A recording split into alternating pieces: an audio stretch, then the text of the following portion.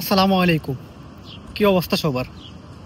আজকে খুব সুন্দর এবং মনোরম একটা পরিবেশে একা একা ঘুরতে চলে আসছি। যে পরিবেশটা আমার কাছে খুবই মারাত্মক লাগতেছে। আমি আপনাদেরকে একটু দেখাই।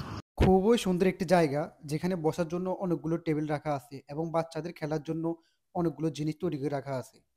এত সুন্দর নিরিবিলি একটা পরিবেশ কার না ভালো লাগবে? চারদিকে সবুজে ঘেরা গাছপালা, খুবই সুন্দর একটা পরিবেশ, কোনো ময়লা নেই, আবর্জনা নেই, একদম নিট অ্যান্ড ক্লিন।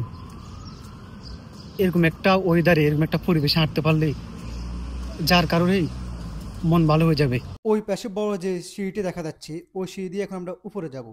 তার আগে আমি আপনাদেরকে এ পাশের বাইরের পরিবেশটা দেখাই, কত সুন্দর একটা মনোরম পরিবেশ। এখন আমরা উপরের দিকে যাব। প্রচন্ড পরিমাণে গরম। এই গরমের মধ্যে এত বড় সিঁড়ি দিয়ে উপরে উঠতে খুবই ক্লান্ত লাগতেছে, যেহেতু দুপুরবেলা। এরকম একটা সিঁড়ি রয়েছে, এই সিঁড়ি দিয়ে একদম উপরে উঠতে হয়। বর্তমানে আমি এখন উপরে অবস্থান করতেছি। ওই যে বিল্ডিংটি দেখতে পাচ্ছেন, এটি হচ্ছে একটি পুরাতন মসজিদ।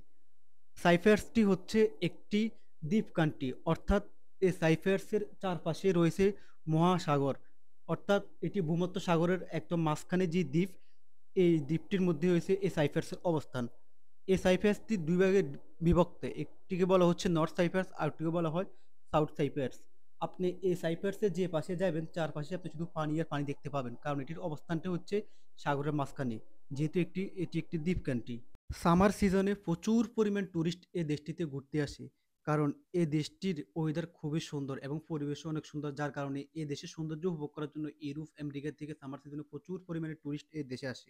আমি আসছি একদম দুপুরবেলা, এখন টাইম হচ্ছে 2টা। এখন টাইম হচ্ছে 2টা।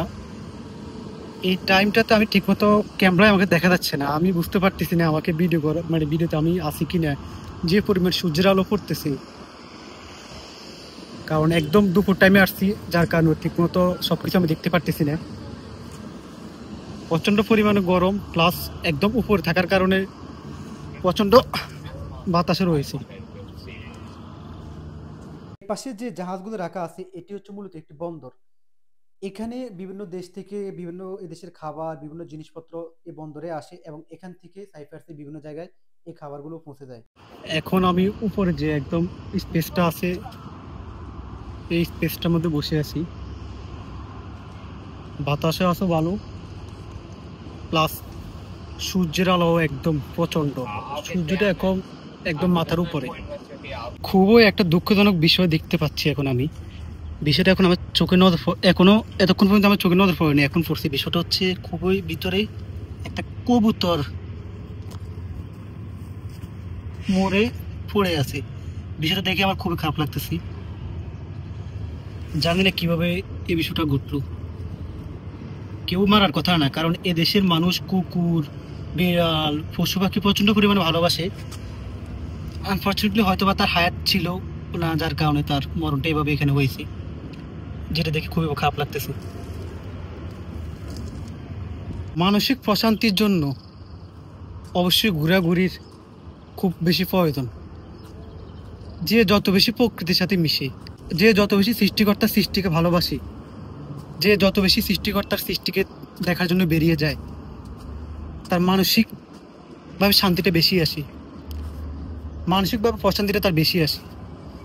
তার মধ্যে ক্লান্তি, তার মধ্যে টেনশন, এই বিষয়গুলো দূর হয়ে যায়।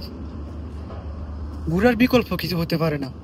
এ দেশে একটা মজার বিষয় হচ্ছে, সামার সিজনে প্রচন্ড পরিমাণে গরম থাকে, প্লাস প্রচন্ড পরিমাণে বাতাসও থাকে, যার কারণে গরমটা ওইভাবে অনুভব করা যায় না।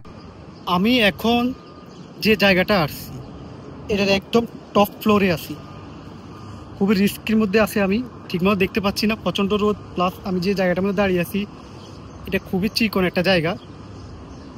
পাটা কোনো রকম একটু পিছলে গেলে বড় ধরনের একটা বিপদ ঘটতে পারে, তার কোনো রিস্ক নিয়ে উঠছি।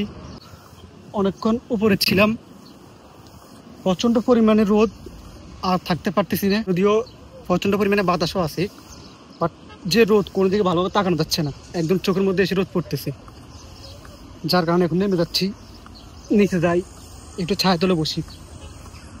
এদেশের ওয়েদারটার কথা যদি আমি বলতে যাই, তাহলে এদেশের ওয়েদারটা লাইক বাংলাদেশের মতো। বাংলাদেশের যেরকম ওরকমভাবে গরম নেই বা ওরকমভাবে ঠান্ডাও নেই, এদেশেও সেম, ওরকমভাবে গরম নেই প্লাস ওরকমভাবে ঠান্ডাও নেই, পারফেক্ট একটা ওয়েদার, যেটা আমাদের বডির সাথে খুব ম্যাচ হয় বা ম্যাচ হচ্ছে। বাংলাদেশের ওয়েদারের সাথে খুবই ম্যাচ। অনেকক্ষণ ঘোরাঘুরি পরে খুবই ক্লান্ত হয়ে যায়, যার কারণে একটা রেস্টুরেন্টে ঢুকি, রেস্টুরেন্ট ঢুকে একটা পানি নিয়ে নিই। যে রেস্টুরেন্টটাতে ঢুকি ও রেস্টুরেন্টে খাবারের দাম প্রচুর। নর্মালি এই পানিটা যে দামে আমরা অন্য দোকান থেকে নিই তার ডাবল দামে পানিটা কিনতে হয়েছে আজকে এখান থেকে। যা কি আর করার, যেহেতু প্রচণ্ড পরিমাণে তৃষ্ণা পেয়েছে, পানি তো পান করতে হবে, যার কারণে পানিটা নিয়ে নিলাম। এই জায়গাটা আমার কাছে খুবই মারাত্মক লাগছে।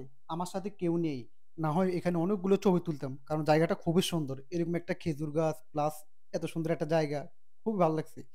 আজকে এখানে অনেক টুরিস্ট আসছে, যার কারণে এখানে অনেকগুলো বাসও দেখা যাচ্ছে। আমাদের বাংলাদেশের খেজুর গাছ, যেটা সচরাচর এখন বাংলাদেশেও দেখা যায় না, অর্থাৎ আমার প্রাণের যে নোয়াখালী, আমি যে এলাকায় থাকি ওই এলাকায় আমি গত 5-6 বছর আগ থেকেই ওরকম সচরাচর খেজুর গাছ দেখতে পাই নাই। খেজুরের রস খাওয়াটা প্রচন্ড পরিমাণে মিস করি, যেটা বাংলাদেশে থাকা অবস্থায় খেতে পারি নাই। আর প্রবাসের মাটিতে সেটা কল্পনা, স্বপ্ন।